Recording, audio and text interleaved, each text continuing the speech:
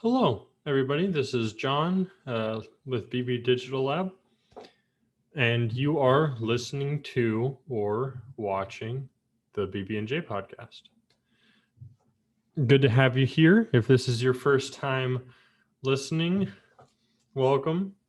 If you want to watch or listen to more episodes, we're on Facebook, YouTube, uh, Apple Podcasts, or wherever you may get your podcasts. And if you're returning, welcome back. So today we're talking about growing your audience organically. This is something that I know we personally have been putting a lot of work into of late. And let me tell you, once you get your system set up, it can be amazing. I mean, we have clients that we work with who have seen a massive growth, like a 100%, 200% growth in their audience, way higher engagement, and we've been able to do it without spending a penny. Where does this come from? Ads are useful, but they need to be met with an equally effective organic campaign. So if you're not doing the work to grow your audience organically, what you end up with is going to be very hollow and is going to need that continuous monetary input, or else it's going to fall apart, right? Or I mean, my gosh, if you're doing something like paying for bots, then that's an incredibly hollow way to grow your audience, especially since like companies and algorithms usually know when you do that and they don't like it for obvious reasons. But if you're like, oh, well, I want to grow my audience, I want to grow the amount of people that are interacting with and engaging with my content, then there's a question of, okay, well, how can I get people following me, subscribing, what have you? That's what we're going to get into today. So one of the first things you need to be doing, I've said this a million times, I'll say it again, is produce consistent content. I've made podcasts about this before. If you want to learn more, I'd suggest you go back into them. I think there's one that's creating consistent content, something like that. But that consistency, both in subject matter and posting frequency, is going to help search algorithms, help social media platforms understand what kind of content you're producing and be able to deliver it to people who would find it engaging and enjoyable. So if you go from producing, these little sketch clips one day to these long form, very serious podcasts the other day, that's not going to look good for your algorithm in terms of tagging, in terms of consistency. The platform is going to be like, well, I don't know what kind of content he's trying to produce, because there's not a lot of regularity. So they're not going to be able to deliver it as effectively to the people who, like I said, the people who are going to engage with your content. Same with frequency. If you're not posting frequently, you're not going to show up in people's feeds as often. People aren't going to find you organically as often. And 9 times out of 10, people don't make a decision the first time they see it. People don't subscribe the first time they see your video or your audio or your text or your images or whatever. It usually takes 4 to 5 times of seeing consistently good content to make people actually pull the trigger and subscribe or follow you or what have you. So the first thing I'll say is consistency, consistency, consistency. Be posting regularly. Keep it consistent on what you're talking about.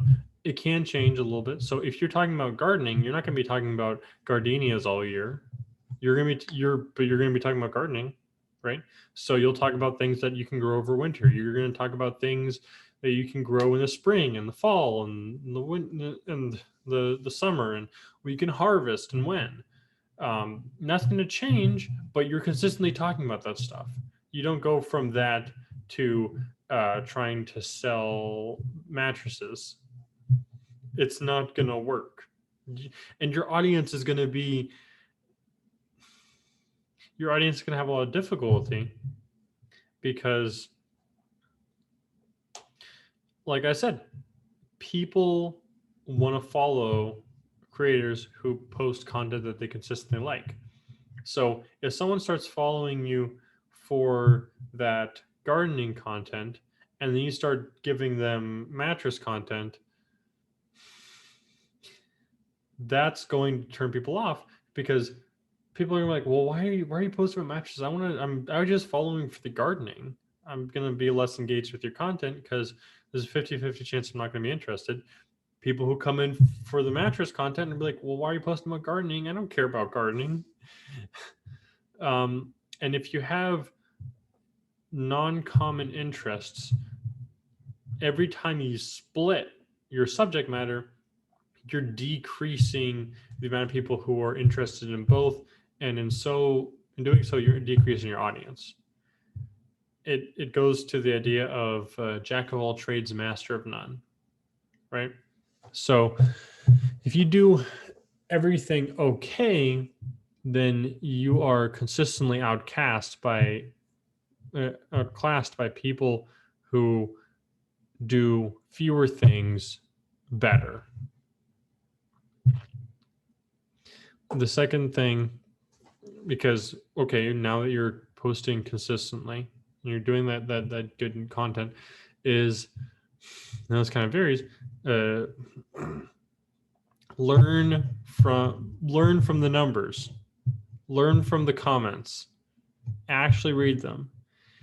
If people are like, oh my gosh, this is so cool, yes, please do this again, then you should probably do it again. Your audience has a pretty good idea of what they like. So sometimes I know I literally just was talking about consistency, but sometimes you do need to kind of push the boundaries a little bit, do something a little bit out of your normal repertoire and see how people like it. Not only in terms of the comments, but in terms of engagement. If you normally post one kind of content and then you post another and it gets huge engagement, you should shift your content, because the one that gets better engagement is probably the way you should be going, right? If I'm posting, initially long form content of people sleeping on mattresses, which is kind of weird, but bear with me here. And then I do another video where I'm talking about the mattress before I go and sleep on it, and that gets a lot more engagement. Well, then maybe I should make that a regular thing. Learning from how people engage is critical. Even if what you were doing for a while worked incredibly well, guess what? Times change. Look at any creator, pretty much any creator. Has their content stayed the same the entire time they've been around? Especially the long-term creators,